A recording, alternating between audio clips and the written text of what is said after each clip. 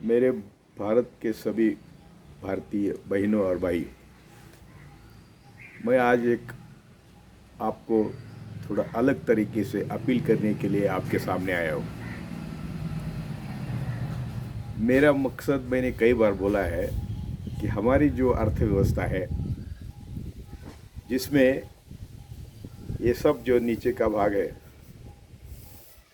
खजाने का, ये हमारे 85-90% गरीब भरते हैं और छोटा सा भाग है वहाँ रईसों का टैक्स आता है। तो रईसों का भी टैक्स हम ही भरते हैं। तो इसका मतलब 100% टैक्स सिर्फ 85-90% लोगों का तिजोरी में आता है। आज हम सब लॉकडाउन में घर में बैठे हैं। आप अपने छाती पर हाथ रख के सोचिए, यदि ये वर्ग नहीं होता तो क्या हम जिंदा रहते? काश्तकार है, किसान है, खेत मजदूर है, अनऑर्गेनाइज सेक्टर है। यदि ये काम नहीं करता तो क्या हमारी फैक्ट्री है, हमारा मुनाफा हम कैलकुलेट कर सकते? आज हमारे सरकारी गोडाउन में धान रखने के लिए जगह नहीं। अभी कल शरद पवार जी ने बोला कि पिछले साल पंजाब में 1,30,000 क्विंटल परचेस किया हुआ की फसल अभी तक गोडाउन में नहीं आई है।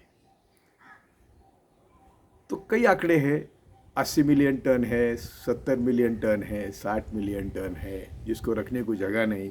लाखों टन सड़ रहा है, क्या बोलते, घूस है, उंदीर है, खा रहे हैं।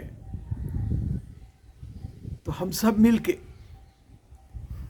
इनको जिंदा रखने के लिए 85%, कम से कम 85% हिंदू और 90% मुस्लिम सिर्फ रोजी रोटी कमा कर ही खाते हैं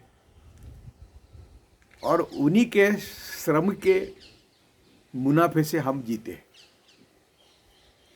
तो इसलिए हमें आज सोचना चाहिए कि ये सब धान, एक तो पहले किसानों की फसल खेतों में पड़ी है, उसको खरीद कर गोडाउन में लानी चाहिए। उसके लिए मिलिट्री का इस्तेमाल किया तो भी चलेगा। और जो धान अभी सड़ रहा है वो भी मिलिट्री के माध्यम से लोगों को घर घर, ना कार्ड देखो, ना पीला, ना नारंगी, इंसान देखो, फैमिली देखो और उनको धान दे दो। धान के साथ 500, 1000, 2000 रुपये जो दे सकते वो भी दे दो, क्योंकि वो जिंदा नहीं रहेंगे। किसानों को अगली फसल के लिए हम चाल नहीं देंगे तो अगली फसल नहीं आएंगी। ये फसल आने के बाद सड़ रही है तो हम खाएंगे क्या? ये गरीब खाएंगे क्या?